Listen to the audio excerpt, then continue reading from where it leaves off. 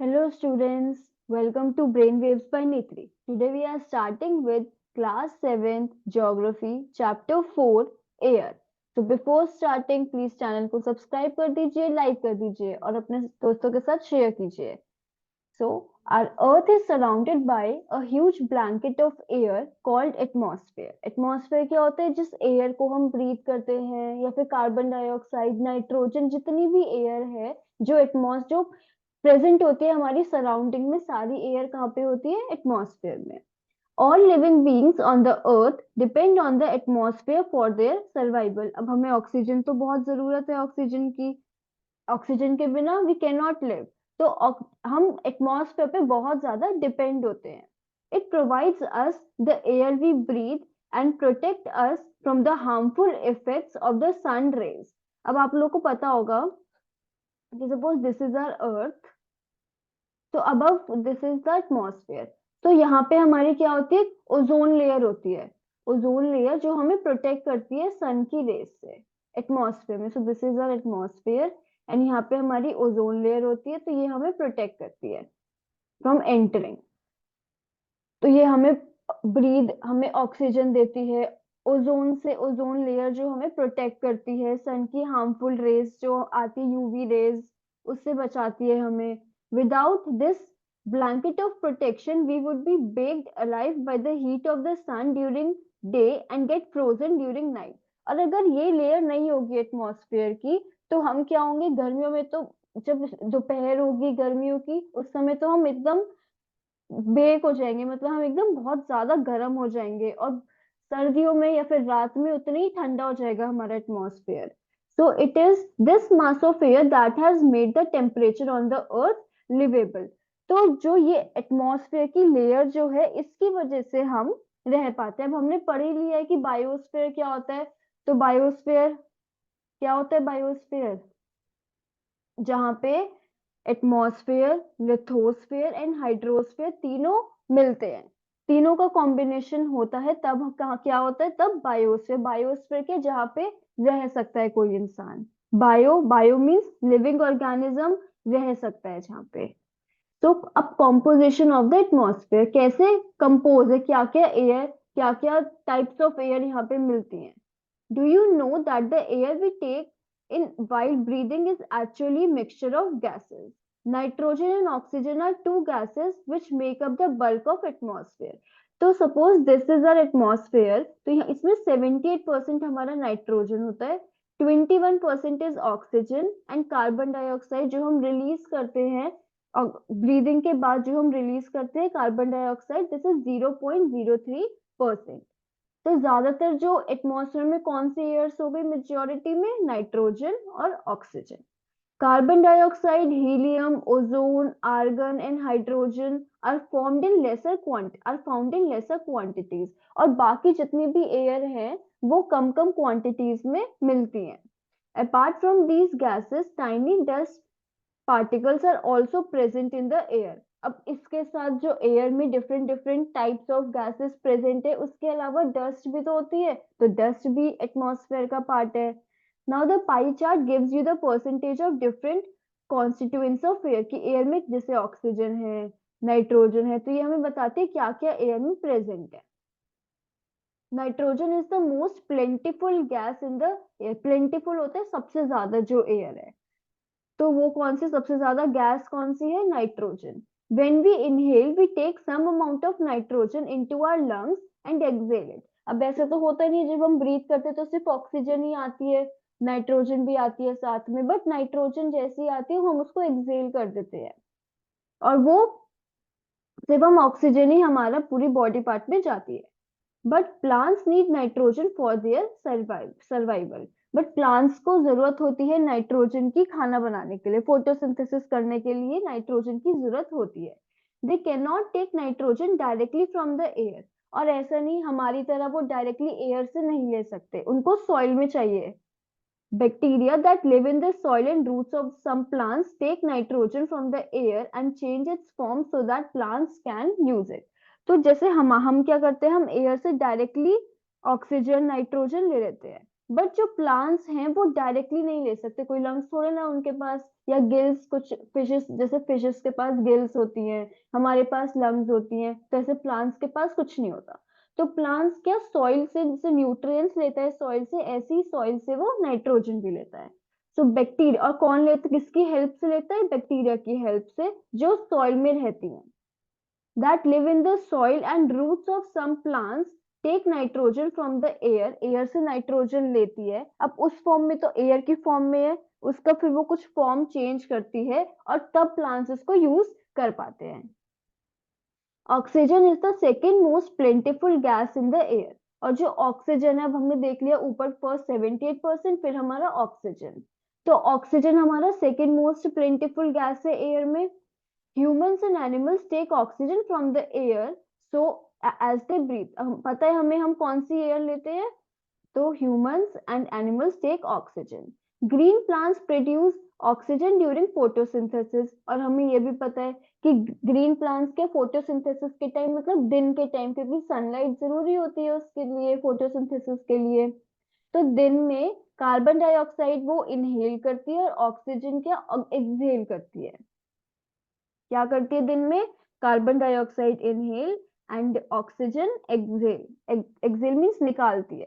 Green plants produce oxygen during photosynthesis, in this way oxygen content जो होता है वो मेंटेन रहता है। मेंटेन कैसे, जैसे हमने यूज कर लिया तो उतने प्लांट्स भी उतना दे रहे हैं एटमॉस्फेयर को, इसलिए कहते हैं कि प्लांट्स को मत काटो, क्योंकि अगर प्लांट्स को हम बहुत ज्यादा काट देंगे, ट्रीज को कट कर देंगे, तो हमारा जो ऑक्सीजन का रेशियो है वो कांस्टेंट नहीं रहेगा, वो एक जैसा नहीं रहेगा, हम ह्यूमंस ज्यादा यूज करेंगे और इतनी अवेलेबल नहीं होगी oxygen. If we cut trees then this balance get disturb, इस वजह से कहते हैं कि एफॉरेस्टेशन करो। एफॉरेस्टेशन इज प्लांट्स को ग्रो करो, डिफॉरेस्टेशन इज मत काटो। Now, carbon dioxide released in the atmosphere creates a greenhouse effect by trapping the heat radiated from the earth. Carbon dioxide क्या करता है, जैसे वो हीट को ट्रैप करके रख लेता है। अब आपने ये नोटिस करा होगा, जैसे आप गाड़ी में कहीं जा रहे हो गर्मियों में और अपने धूप में खड़ी कर दी गाड़ी, तो आपकी गाड़ी के एकदम गर्म हो जाएगी। तो क्यों, क्योंकि जो जो ग्लास ग्रीन हाउस इफेक्ट हो जाता है हमारे उसमें, वो अंदर तो आ जाती है बट ट्रैप रह जाती है, बाहर नहीं जा पाती है हीट। ठीक है, वो अंदर ही रहती है, तो इस वजह से बहुत गर्मी हो जाती है, अगर ऐसी अंदर रहती रहेगी, तो उसको कहते हैं ग्रीन हाउस इफेक्ट। और एक पूरी जो अर्थ है वो, उसमें कार्बन डाइऑक्साइड ये काम कर रही है, वो अंदर तो आने देती है पर बाहर नहीं जाने देती। तो अगर हम ऐसे वो करें तो धीरे धीरे हमारी अर्थ क्या होगी, बहुत गर्म होने लग जाएगी। Without it the earth would have been too cold to live in, और अगर हमारे पास कार्बन डाइऑक्साइड नहीं होती तो बहुत ठंडी भी हो जाती, अब ज्यादा हो जाएगी तो बहुत गर्म भी हो जाएगी।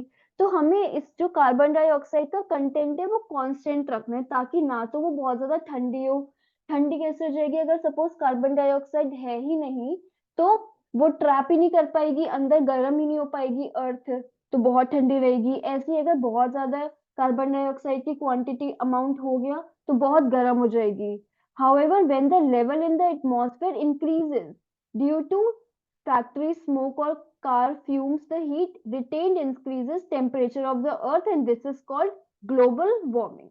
अब मैंने वही कहा कि अगर कार्बन डाइऑक्साइड का कंटेंट मींस कार्बन डाइऑक्साइड अगर हमारे एटमॉस्फेयर में बढ़ जाएगी, और कैसे बढ़ेगी, वो हम जितना पोल्यूशन कर रहे हैं उससे कार्बन डाइऑक्साइड ही तो रिलीज होती है फैक्ट्री से, फिर जो हम कार्स के पोल्यूशन से हो गया, ये इन सब से क्या होता है, कार फ्यूम से, इन सब से कार्बन डाइऑक्साइड का लेवल बहुत ज्यादा बढ़ जाता है, और इस वजह से क्या होगा, बहुत ज्यादा टेम्परेचर बढ़ जाएगा, और फिर ग्लोबल वार्मिंग होगी। This rising temperature causes the snow in the coldest part of world to melt, और इस वजह से क्या होगा, धीरे धीरे जो स्नो है हिमालयास पे है हमारे, या पोलर रीजन्स में है, उनकी स्नो मेल्ट हो जाएगी।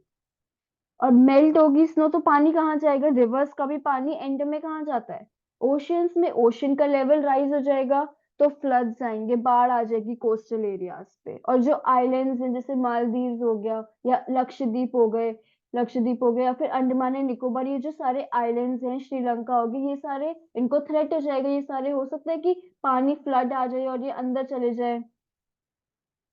तो बहुत ज्यादा ड्रास्टिक इफेक्ट हो सकता है लॉन्ग रन में। लॉन्ग रन क्या होता है, लंबे समय में। अब when the air is heated it expands. जब एयर को हम हीट करते हैं, आपने नोटिस करा होगा, जब भी आप पानी उबालते हो, ठीक है, तो आसपास हीट होती है तो वो ऊपर जाने लग जाती है।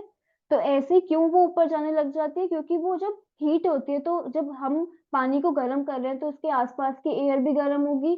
एयर भी गर्म होगी तो वो एक्सपैंड होगी और वो ऊपर उड़ने लग जाएगी। वो ऊपर इसलिए उड़ने लग जाती है क्योंकि वो एक्सपैंड हो जाती है, बिकम्स लाइटर। अब एक्सपैंड हो गई। अब सपोज ये हमारा, अब पहले यहाँ पे एयर मॉलिक्यूल्स क्या थे, एकदम पास पास थे। अब मैंने इनको क्या करा, हीट करा, तो ये दूर दूर हो गए, ये ऐसे ऐसे हो गए, ठीक है, दूर दूर हो गए ये। तो ये ऊपर उड़ने लग जाते क्योंकि अभी लाइट हो गए हैं बहुत। That is why tends to sink down. अब कोल्ड एयर क्या होती है, डेंस होती है। अब डेंस है, एक बहुत बड़ा सा डेंस हो गई कोई, तो वो नीचे बैठी रहेगी। और अगर वो लाइट, अगर वो एक्सपैंड हो गई तो वो क्या हो गया, एक्सपैंड हो गई, लाइट हो गई। तो अगर कोई चीज लाइट होती है तो वो क्या, हम उछालते तो ज्यादा ऊपर तक जाती है। बट अगर कोल्ड एयर है और वो डेंस है, डेंस मतलब बहुत पास पास है, डेंस है, तो वो भारी हो गई। अब किसी भारी चीज को हम फेंकेंगे ऊपर तो वो कम ही डिस्टेंस कवर करेगा, उतना तो वो ऊपर नहीं जा पाएगा। तो इसलिए कोल्ड एयर हमारी नीचे ही रहती है, हॉट एयर हमारी ऊपर रहती है। This is why tends to sink down. इसलिए ठंडी एयर क्या नीचे दबती है क्योंकि वो हैवी हो गई है बहुत ज्यादा। When cold air rises, sorry, when hot air rises, cold air from the surrounding area rushes there to fill the gap. This is how air circulation take place. अब क्या हुआ, सपोज ये हमारी एयर है, ये ऊपर जा रही है, दिस इज गोइंग अप। तो जो आसपास की जो एयर है वो इसको आके रिप्लेस करेगी, आसपास की एयर आ जाएगी यहाँ पे, ठीक है। तो ये जैसे कोई चीज, सपोज स्कूल का एग्जांपल लेते हैं, एक बच्चा अपनी सीट से दूर गया तो बाकी, और वो काफी अच्छी सीट है, सब उसको प्रेफर करते हैं, या कोई बच्चा एब्सेंट है तो सब बच्चे चाहेंगे कि हम उस सीट पे आके बैठ जाए। तो ऐसी है, रिप्लेस करना चाहते हैं। एक एयर मास ऊपर गया तो उसको हर कोई एक अलग अलग डायरेक्शन से आएगा और उसको रिप्लेस करेगा। जैसे ये है, तो इस जगह को हर कोई आके रिप्लेस करना चाहेगा। Now carbon dioxide is another important gas. हमने ऑक्सीजन के बारे में पढ़ा, अब कार्बन डाइऑक्साइड भी बहुत इंपॉर्टेंट है, हमने पढ़ लिया क्यों इंपॉर्टेंट है। Green plants use this carbon dioxide to make their food and release oxygen. अब हमें पता है फोटोसिंथेसिस के लिए वाटर और कार्बन डाइऑक्साइड जरूरी होती है। ह्यूमंस और एनिमल्स रिलीज कार्बन डाइऑक्साइड, और जब हम इनहेल करते हैं, मीन जब हम सांस लेते हैं तो हम ऑक्सीजन लेते हैं, और जब हम छोड़ते हैं, एक्सहेल करते हैं, तो हम क्या छोड़ते हैं, carbon dioxide. The amount of carbon dioxide released by humans and humans or animals seem to be equal to the amount used by the plants, which makes it a perfect balance। तो ऐसी perfect balance create हो जाता है कि जितनी humans ने छोड़ी और जितनी plants ने ली, plants तो लेगा का फोटोसिंथेसिस के लिए और humans छोड़ेंगे ब्रीदिंग के लिए, तो वो दोनों इक्वल हो जाती है। तो हर हमारी जो गैसेस है, सॉरी, वो इक्वल हो जाती है। जैसे हमने ऑक्सीजन के बारे में भी पढ़ा, कार्बन डाइऑक्साइड के बारे में भी यही कहा कि परफेक्ट बैलेंस क्रिएट करती है। नाउ हाउ एवर, ये बैलेंस कब डिसरप्ट हो जाता है, कब ये बैलेंस खराब हो जाता है, जब हम बहुत ज्यादा फॉसिल फ्यूल्स को बर्न करते हैं, जब हम बहुत ज्यादा पोल्यूशन करते हैं अपने एटमॉस्फेयर में। They add billions of tons of carbon dioxide into the atmosphere each year, और इसकी वजह से बहुत ज्यादा ऑक्सीजन बढ़ गई है हमारे एटमॉस्फेयर में, और जिसको हम बैलेंस नहीं कर पा रहे हैं। As a result increase volume of carbon dioxide is affecting the earth's weather and climate. और इसकी वजह से अर्थ का वेदर और क्लाइमेट भी बहुत ज्यादा बढ़ रहा है। हमने पढ़ लिया ऊपर कि क्यों, कैसे बढ़ रहा है, ठीक है। बस वही प्रोसेस है कि इस वजह से जो अर्थ का क्लाइमेट है वो चेंज हो रहा है। क्लाइमेट कैसे चेंज हो रहा है, आपको पता है ना, वेदर और क्लाइमेट में डिफरेंस। वेदर होता है जो हम एक दिन का ले लेते हैं या फिर एक महीने का ले लिया, उसको हम वेदर कहते हैं, शॉर्ट पीरियड ऑफ टाइम को वेदर कहते हैं।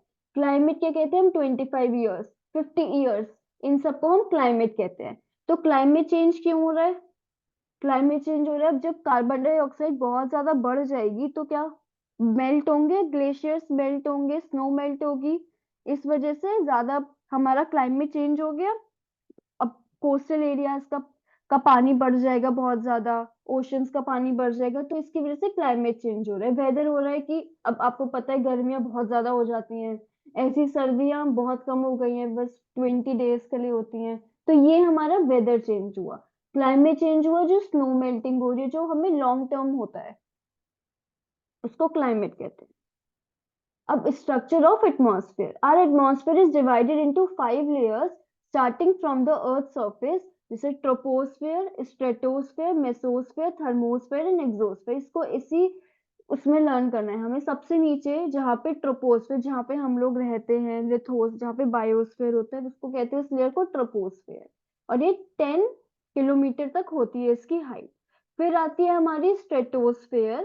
स्ट्रेटोस्फेयर 50 किलोमीटर तक हाइट होती है, और इसमें सब एरोप्लेन्स भी फ्लाई करते हैं।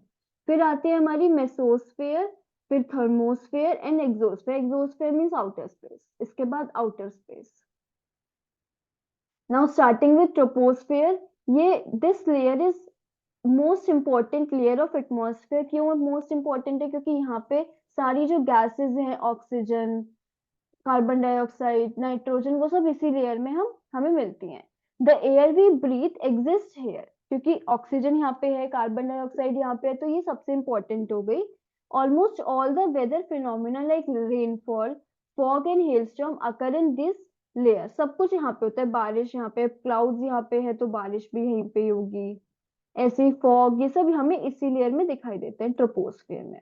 Now we come to stratosphere. यहाँ पे क्या एरोप्लेन्स हमें फ्लाई करते दिखेंगे। Above the troposphere lies the stratosphere. It extends up to height of 50 kilometer. तो 0 से 10 किलोमीटर तक ट्रोपोस्फेयर, देन 10 to 50 किलोमीटर तक हमारा आता है stratosphere. This layer is almost free from clouds and associated weather phenomena. और यहाँ पे हमें कोई क्लाउड्स तो, अब एरोप्लेन क्यों यहाँ पे होते हैं? क्योंकि यहाँ पे क्लाउड्स नहीं होते, इनको डिस्टरबेंस नहीं होती, ठीक है, इसलिए यहाँ पे क्लाउड्स है। तो हमें बस ऐसे लर्न करना है कि यहाँ पे एरोप्लेन्स उड़ते हैं, और एरोप्लेन्स उड़ते हैं इसलिए यहाँ पे क्लाउड्स नहीं बनते। क्लाउड्स बनेंगे तो वो और ऊपर उड़ेंगे फिर, तो क्लाउड्स यहाँ पे नहीं बनते, कोई वेदर यहाँ पे रेनफॉल, फॉग, ये सब कुछ नहीं दिखता हमें। Making conditions most ideal for flying aeroplanes. Now, one important feature of stratosphere is that it contains the layer of ozone gas. We have learned how it protects us from the harmful effect of sun rays, और यहाँ पे हमें ozone मिलती है। So this is ozone layer, हमें यहीं पे ही मिलती है, और ये हमें प्रोटेक्ट करती है यूवी हार्मफुल रेज ऑफ सन की। और सन की हार्मफुल रेज कौन सी होती है? UV rays, ultraviolet rays, उससे प्रोटेक्ट करती है हमें। फिर आता है हमारा mesosphere. This is the third layer of the atmosphere. This is first layer, second layer and third layer. It lies above the stratosphere के ये ऊपर है। ये होता है 50 to 80 किलोमीटर तक अप्रोक्स। अप्रोक्स जैसे ये यहाँ तक है, और ये यहाँ से शुरू हो रहा है थोड़ा थोड़ा पहले से ही, तो दिस इज अप्रोक्सीमेशन। ये it extends up to height of 80 kilometre.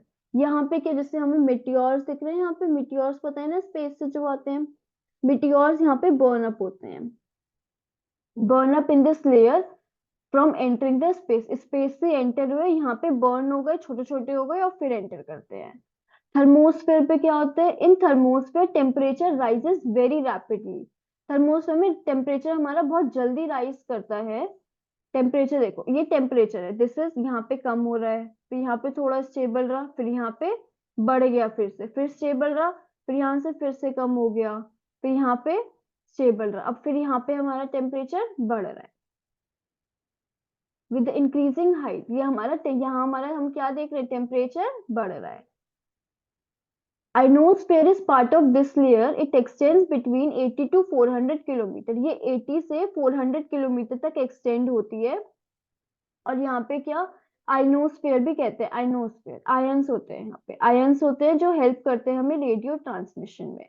अब बनाया होगा ये डायग्राम की, यहाँ पे है, यहाँ पे सैटेलाइट है, और फिर यहाँ से ये वापस आ जाता है, तो वो आइनोस्फेयर में होता है ये सब कुछ।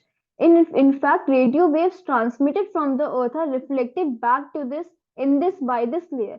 तो हम वही, ये आइनोस्फेयर हो गया, यहाँ से हम कोई ट्रांसमिशन या कोई रेडियो वेव्स जाती है, और फिर वो यहाँ पे आके, जहाँ पे हमारा सपोज यहाँ पे घर है, वहां पे आ जाती है radio waves.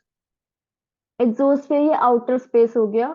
The upper most layer of atmosphere is exosphere. यहाँ पे बहुत कम गैसेस होती है, बहुत थिन लेयर होती है और बहुत कम गैसेस होती हैं। Helium and hydrogen float into the space from here. और जो हीलियम है, हाइड्रोजन है, इसके बाद क्या है, हमारा आउटर स्पेस आ जाता है। अब weather and climate. Is it going to rain today? Will it be bright and sunny today? How many times have we heard this from anxious cricket fans speculating the fate of the one day match? If we imagine our body to be the radio and the mind to its speaker, weather is something that fiddles with its control knobs. Weather is this R to day conditions of atmosphere. मैंने वही कहा था कि weather क्या होता है, कम short period of time के लिए जो हमें टेम्परेचर पता लगता है, R टू डे कंडीशंस जो बताता है। अ हॉट और ह्यूमिड वेदर में मेक वन इरिटेबल। अब बहुत ज्यादा गर्मी है और बहुत ज्यादा बारिश हो रही है तो होता है ना, चिपचिपापन हो जाता है बहुत ज्यादा, तो उससे बहुत ज्यादा इरिटेटिंग वेदर होता है वो।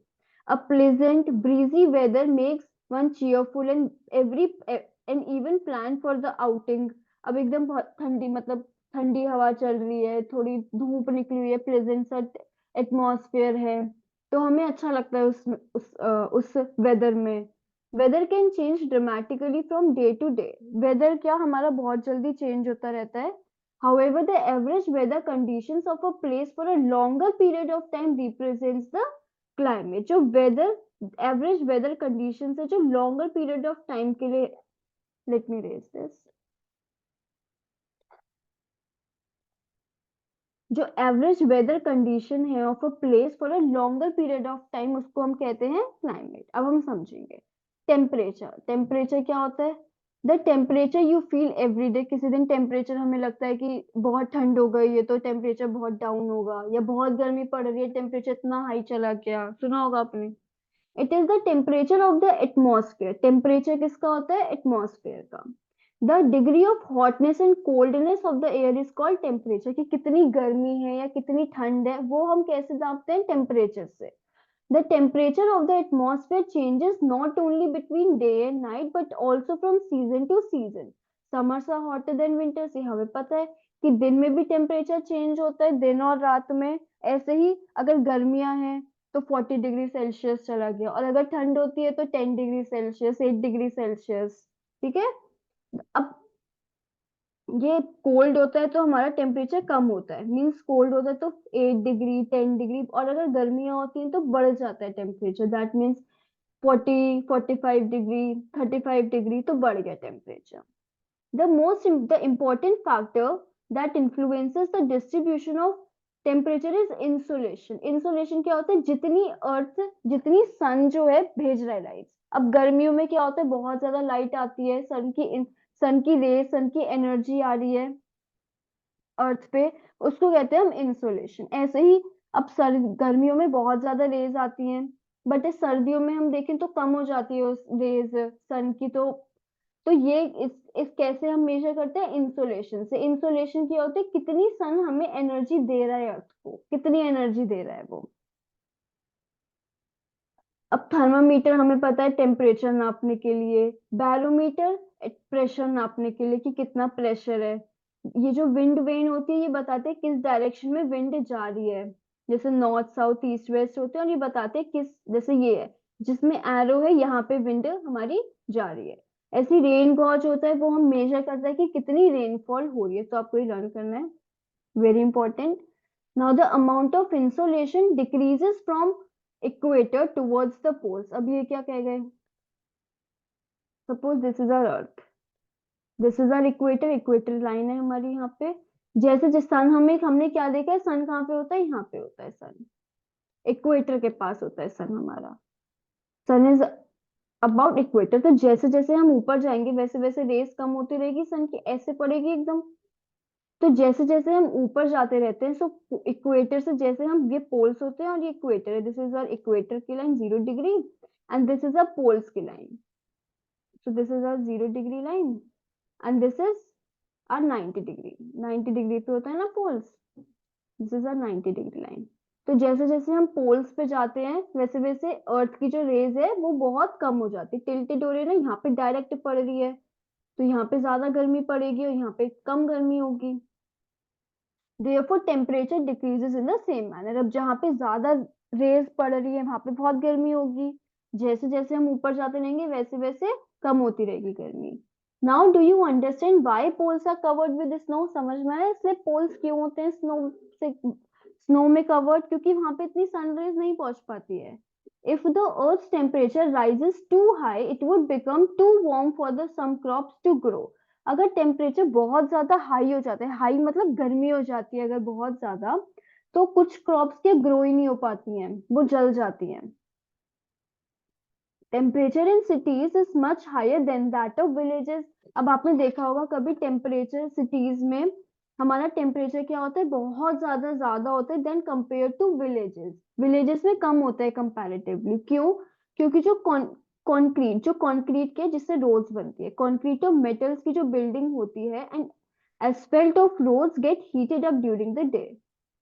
क्या होता है, अब क्यों ज्यादा गर्मी विलेजेस में कम गर्मी पड़ती है और सिटीज में ज्यादा पड़ती है? क्योंकि जो कंक्रीट होता है, कंक्रीट किस कलर का होता है?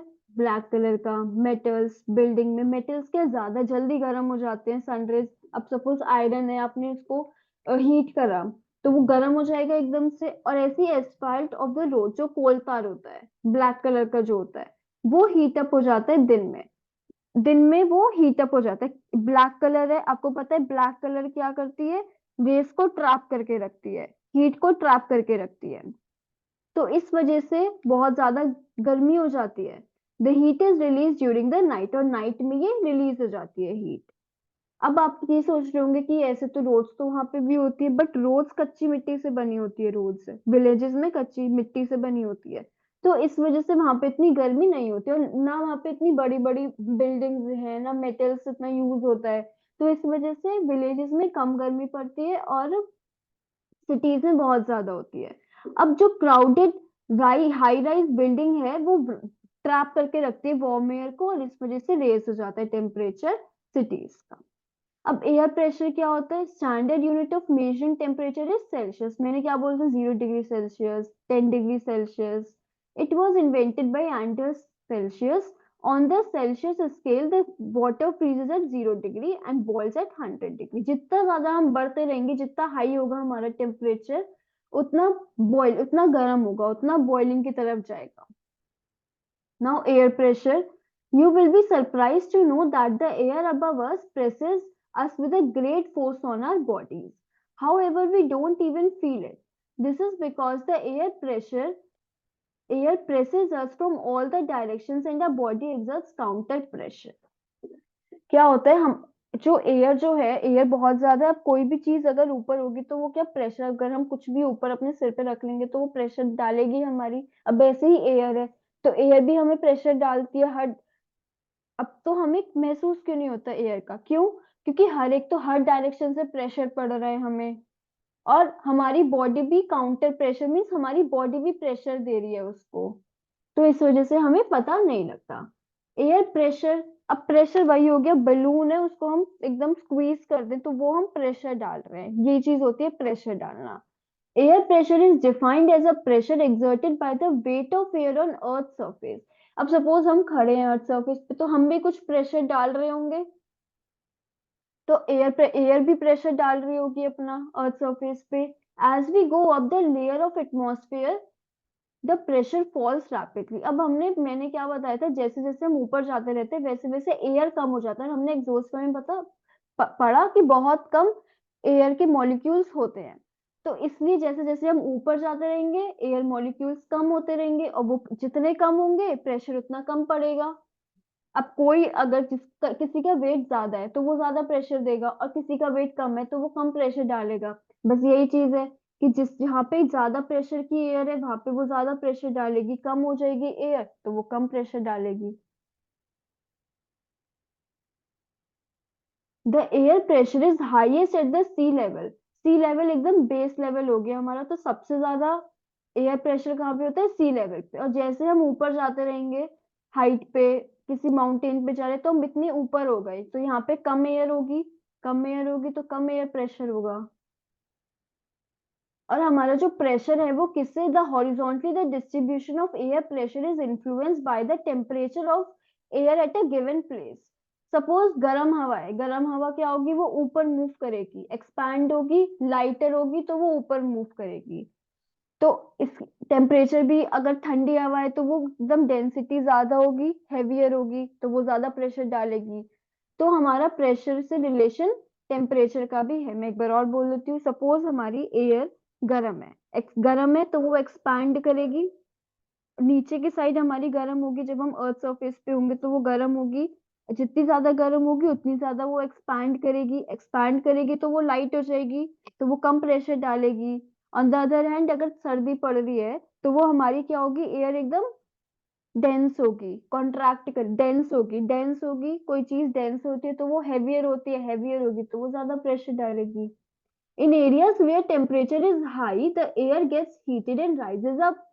This creates a low pressure area. Low pressure is associated with cloudy skies and wet weather.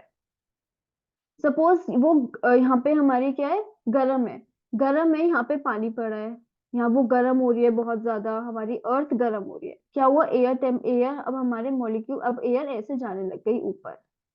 अब हमने देखा है कि एयर मॉलिक्यूल जैसे जैसे ऊपर जाता है वैसे वैसे क्या होता है, वो ठंडी होने लग जाएगी, ठंडी हो जाएगी वो तो क्या, कंडेंस हो जाएगी वो। कंडेंसेशन की वजह से, कंडेंसेशन कैसे होगी, सपोज हमने पानी उबालने रखा है, पानी का हमारा एयर ऊपर जाएगी, जैसे जैसे एयर ऊपर जाएगी वैसे वैसे अगर मैं ढक दूं उसको तो हमें दिखता है एयर मॉलिक्यूल, वाटर मॉलिक्यूल, मतलब मुझे वाटर दिखेगा ऊपर, देखेगा ना वाटर की, मेरा जो मैंने जैसे ढका है, मेरा जो कवर है वो गीला हो जाएगा अंदर की साइड से, इस वजह से, क्योंकि जैसे ही वो ऊपर जाने लग जाएगी वैसे ही वो ठंडी हो जाएगी, और ठंडी हो जाएगी तो वापस वो वाटर में कन्वर्ट हो गई, वाटर मॉलिक्यूल्स। अब जैसे अगर मैंने नहीं रखा कुछ ऊपर तो वो ऊपर जाती रहेगी और क्या बादल बना देगी, यहाँ पे कंडेंस ठंडे हो जाएंगे और वाटर के, वाटर मॉलिक्यूल से क्या बन जाएंगे, क्लाउड बन जाएगा, क्लाउड बन जाएगा तो फिर बारिश होगी। तो जब लो प्रेशर होता है तो क्लाउडी स्काइज होते हैं और वेट वेदर होता है। समझ में आ गया क्यों होता है, क्योंकि जैसे ही ऊपर जाएगी एयर वैसी ठंडी हो जाएगी, ठंडी हो जाएगी तो कंडेंसेशन होगा, कंडेंसेशन से क्लाउड बन जाएगा हमारा, क्लाउड से फिर बारिश होगी। In the areas having lower temperature मतलब ठंडी है कोई जगह तो एयर कोल्ड होगी, इसकी वजह से हैवी होगी वो। अब हैवी एयर ऊपर तो जाएगी नहीं, वो नीचे ही रहेगी, सिंक करेगी, इस वजह से हाई प्रेशर बनेगा। तो हम कैसे याद कर सकते हैं, लो प्रेशर जब भी बने वहां पे एयर ऊपर मूव कर रही है, और हाई प्रेशर जब भी बने वहां पे वो नीचे मूव कर रही है। कोई चीज ठंडी हो गई तो वो नीचे मूव करेगी फिर से, तो जो चीज नीचे मूव कर रही है वहां पे हाई प्रेशर बनेगा, क्या बनेगा, हाई प्रेशर। और अगर ऊपर मूव कर रही है तो कौन सा प्रेशर, लो प्रेशर। और अगर नीचे मूव कर रही है तो ना क्लाउड्स बनेंगे ना कुछ बनेगा, तो यहाँ पे क्लियर स्काई होता है, बिल्कुल clear sky. The air moves, और हमें हमेशा ध्यान रखना है, सपोज किसी के पास बहुत ज्यादा चीज होगी वो ही किसी को देगा ना, या किसी के पास कम है वो किसी को देगा। तो हाई प्रेशर मीन्स जिसके पास बहुत ज्यादा चीजें है तो ये लो प्रेशर को देती है। तो हमारी जो एयर कैसे मूव करती है, हाई प्रेशर से लो प्रेशर, जिसके पास ज्यादा है, हाई प्रेशर है, वो देगी लो प्रेशर को। तो एयर हमारा कैसे मूव करता है, high pressure areas to low pressure areas. आया समझ में। Now coming to wind. The movement of air from high pressure area to low pressure area is called wind. अब हमने पढ़ लिया क्यों मूव करती है, इसी चीज को विंड कहते हैं। अब जो विंड मूव करती है इसको कहते हैं कि हाई प्रेशर से लो प्रेशर एरिया की तरफ जा रही होती है। You can see wind at work as it blows dry leaves down the pavement or uproots trees during the storm. Sometimes when the wind blows gently, you can even see it blowing away smoke or fine dust. कभी कभी dust भी दिखती है, smoke जा रहा होता है तो दिखता है कि किस डायरेक्शन में जा रहा है, तो वो विंड की वजह से ही दिखता है हमें, विंड की वजह से ही वो जा रहा होता है। At times wind can be so strong that it is difficult to walk against it. कभी कभी बहुत ज्यादा जब तेज हवा चल रही होती है तो दिक्कत होती है अगेंस्ट में जाने में। You must have experience it, is not easy to hold an umbrella on a windy day. Umbrella भी हम होल्ड नहीं कर पाते। Think of some examples when the strong winds have created problems for you. Now winds हमारी तीन type की होती है, परमानेंट विंड्स। परमानेंट विंड्स होती हैं वेस्टर्लीज, ईस्टर्लीज और permanent winds. They blow constantly through out the particular direction. अब ये किस डायरेक्शन में मूव कर रही है, यहाँ से मूव हो रही है ना, जहां पे समझ लो जहां से वो शुरू हो रही है, इस डायरेक्शन से वो शुरू हो रही है ना, तो ये उसका हो गया। तो ये वेस्ट से शुरू हो रही है तो वेस्टर्ली। ऐसे ही ईस्ट डायरेक्शन से शुरू हो रही है, जैसे हम ऐसे कर दें, ये सपोज मैंने ऐसे कर दिया, ये ईस्ट डायरेक्शन है तो ईस्टर्लीज हो गई। अब सपोज मैंने ऐसे कर दिया, हम टेल देखेंगे इसकी, जो विंड की टेल, तो ये क्या हो गई हमारी, क्या हो गई, कहाँ पे इसकी टेल, ईस्टर्ली। ऐसे ही हमने इसको अगर डिवाइड करेंगे ऐसे, तो ये कौन सी डायरेक्शन से मूव करी, कहाँ पे है इसकी टेल, वेस्टर्ली। ऐसे ही हम डिवाइड करते हैं इसको। तो परमानेंट विंड्स, जो ये वाली जो विंड्स होती हैं परमानेंटली मूव करते हैं, वेस्टर्लीज, ईस्टर्लीज। ये किसकी वजह से मूव करते हैं, क्योंकि प्रेशर एरिया, हमने देखा ना, high pressure to low pressure, तो ये प्रेशर की वजह से ही हर समय मूव करते हैं। Permanent winds, the trade winds, westerlies and easterlies are permanent winds. They blow constantly throughout the year. Throughout year ये move करती हैं. सीजनल विंड्स जो अलग अलग सीजन्स में मूव करती हैं, जैसे मॉनसून आता है तो मॉनसून विंड्स चलती हैं। मॉनसून इज नॉट बारिश, मॉनसून इज विंड। तो विंड हमारी सीजनल विंड हो गई। सपोज मॉनसून आता है तो ये विंड्स आती हैं, फिर वो चली जाती हैं विंड्स। ऐसे ही लोकल विंड्स हो गई, विंड्स जो कि ब्लो करते हैं पर्टिकुलर डे में या पर्टिकुलर ईयर में, जैसे low pressure high, land breeze sea breeze, आपको पता होगा लैंड ब्रीज सी ब्रीज, पढ़ चुके हैं हम। तो लैंड ब्रीज सी ब्रीज जब लैंड से सी में जाती है तो कौन सी ब्रीज होती है, सी ब्रीज। ऐसे ही land breeze. Do you recall the hot and dry local wind of the northern plains of India, it is called loo. दिन गर्मियों में बहुत ज्यादा लू चलती है, बहुत ज्यादा विंड, ड्राई विंड एकदम होता है ना, मॉइस्ट, वो हमारा पानी सब ले लेती है, वो मॉइस्चराइज जो होता है हमारा, वो ले लेती है, मॉइस्चर जो होता है वो सब ले लेती है। तो इसलिए हमें मॉइस्चराइजर लगाना पड़ता है। Now we have cyclone, cyclone sorry cyclone, nature's fury. Orissa, located on the eastern sea coast of India, is prone to cyclones that originate in Bay of Bengal. अब आपको पता है ना सब, उड़ीसा कहाँ पे लोकेट होता है, ये हमारा जो अगर इंडिया है तो ये यहाँ पे होता है। This is this is R India, तो वो यहाँ पे होता है हमारा उड़ीसा। तो ये ईस्टर्न है ना, ईस्टर्न कोस्ट पे, तो ये राइट करता है। ईस्टर्न कोस्ट पे हमारा क्या होता है, Bay of Bengal. On 17 to 18 October 1999, cyclone hit 5 districts of the state. Cyclone ने हिट करा था इस इन स्टेट्स को, that devastated large portions of the state. The damages caused were mainly due to three factors. Wind की velocity, wind हमें पता है कैसे फ्लो करती है, विंड बहुत तेज फ्लो कर रही थी बारिश की वजह से, और टाइडल, टाइडल एनर्जी भी पढ़ चुके हैं। So the wind, tidal search होता है कि ऊपर नीचे हो रहा है, ओशन का लेवल ऊपर हो गया फिर नीचे हो गया। The wind up to 260 kilometre, wind इतनी ज्यादा चल रही थी पर आवर, स्पीड इतनी ज्यादा थी, लास्टेड फॉर ओवर 36 आवर्स तक इतनी ही तेज विंड चली। और इस हाई विंड वेलोसिटी की वजह से पेड़ सब उखड़ गए, सब कच्चे हाउस जो थे, कच्चे हाउस कौन से थे, जो मिट्टी से बने होते हैं, वो टूट गए, लोगों के रूफ टॉप्स गिर गई, इंडस्ट्रीज खराब हो गई, शेड, इंडस्ट्रियल शेड्स जो होते हैं वो खराब हो गए, रूफ टॉप अब सेवरल इंडस्ट्रियल शेड्स वो गिर गए, पावर सप्लाई खत्म हो गई एकदम से, हैवी रेन, एकदम बहुत तेज बारिश होने लग गई साइक्लोन्स की वजह से, 3 दिन तक लगातार। इन रेन्स की वजह से फ्लड आ गए एकदम। तो cyclonic winds cause tidal waves that swept. अब ये जो साइक्लोनिक विंड्स है, विंड्स आ रही है बहुत तेज और कोस्टल एरिया है, तो क्या होगा, यहाँ पे वेव्स भी आने लग जाएंगी, बहुत ज्यादा वेव्स आने लग गई inland, and brought massive destruction to the coastal area, से बहुत ज्यादा डिस्ट्रक्शन हुआ। The high tidal wave intruded suddenly and cause massive damage to standing paddy crops. अब इस वजह से एग्रीकल्चर में जो क्रॉप्स हैं वो भी खराब हो गई, इतना ज्यादा पानी पड़ा उनमें। तो now cyclone originated as a depression in the Gulf of Thailand near east of Port Blair, Thailand, gulf of Thailand में हुआ था ये। और अब क्या हुआ वहां पे था, हुआ तो प्रेशर डिफरेंस की वजह से वो उड़ीसा की तरफ मूव करने लग गया। और सब कुछ उसने, या पढ़ लेना, ड्यू टू सेलेनाइजेशन मीन्स जब सॉल्ट जो होता है, जो नमक होता है, उसकी क्वांटिटी बढ़ जाती है सॉइल में, सॉइल में बढ़ जाएगी तो खराब कर देती है वो क्रॉप्स को। अब मॉइस्चर, मॉइस्चर क्या होता है, मॉइस्चर होता है कितना बारिश की मीन्स बूंदे हैं। जैसे जब बारिश बहुत ज्यादा होती है कहीं भी, तो मॉइस्चर रहता है एयर में। एयर में मॉइस्चर मतलब एयर में वाटर मॉलिक्यूल्स हैं। व्हेन द वाटर इवेपोरेट करता है लैंड से, तो वो कहाँ, लैंड से इवेपोरेट कर गया, एंड डिफरेंट वाटर बॉडी से जब वो इवेपोरेट करा तो वो वाटर वेपर बना। अब वो वाटर वेपर एयर में ही तो घूमेगा। Moisture in the air at any time is known as humidity. तो बस पानी की बूंदे जो एयर में होती है उसको हम कहते हैं moisture. When the air is full of water vapor, we call it humid day. जब बहुत ज्यादा बारिश की बूंदे मीन्स वाटर वेपर बहुत ज्यादा एयर में होती है, तो हम क्या कहते हैं कि बहुत ज्यादा ह्यूमिड डे है।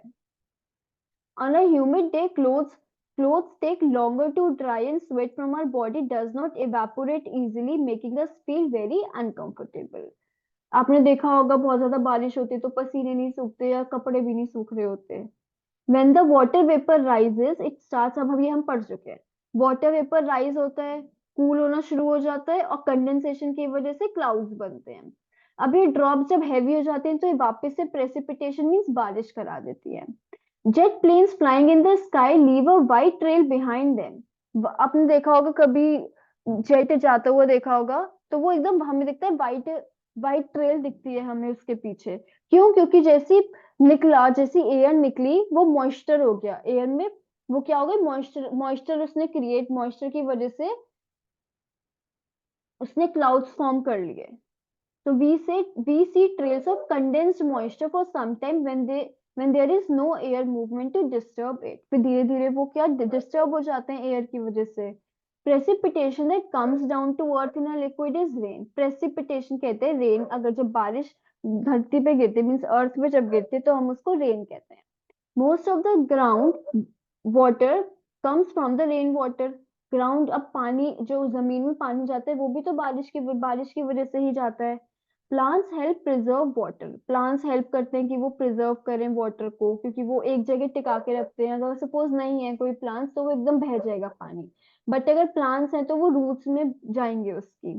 When trees on the hillsides are cut, rainwater flows down the bare mountains and cause flooding on the low-lying areas. Low-lying areas कौन से होते हैं? जो एकदम अ, पहाड़ है तो उसके नीचे जो एरियाज होते हैं वो। तीन तरीके की रेनफॉल्स होती हैं। कन्वेक्शनल रेनफॉल, जो हमने देखा कन्वेक्शन की, नॉर्मल मॉलिक्यूल्स ऊपर जा रहे हैं और बारिश करवा रहे हैं।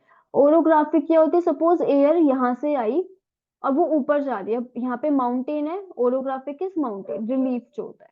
यहाँ पे माउंटेन खड़ा हुआ है हमारा, तो एयर यहाँ से आई, एयर आई तो वो ऊपर मूव करने लगे, क्योंकि वो जा तो सकती नहीं यहाँ से, तो वो ऐसे जैसे पहाड़ है पहाड़ के ऊपर मूव करने लग गई। अब जैसे जैसे वो ऊपर जाएगी क्या होगा, ठंडी होने लग जाएगी, कंडेंस होगी, बारिश करा देगी। इसको कहते हैं ओरोग्राफिक रेनफॉल। साइक्लोनिक रेनफॉल किसको कहते हैं? वार्म एयर यहाँ से आ रही है, कोल्ड एयर। अब वार्म एयर ऊपर जाएगी या कोल्ड एयर? वार्म एयर ऊपर जाएगी, क्योंकि वो थोड़ी लाइट है। वार्म एयर जैसी ऊपर गई, ठंडी हुई और बारिश करा दी। Rainfall is very important for the survival of plants and animals. It brings fresh water to the earth's surface.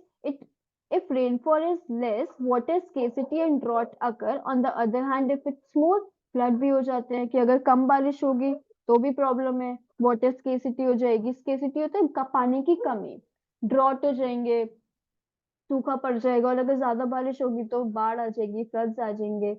तो हमारी न्यूट्रल बारिश होनी चाहिए, ना ज्यादा ना ज्यादा कम। So with this, our chapter is completed. I hope you can do all these exercise by yourself. So with this, तो प्लीज चैनल को सब्सक्राइब कर देना, वीडियो को लाइक कर देना और शेयर भी करना। So thank you.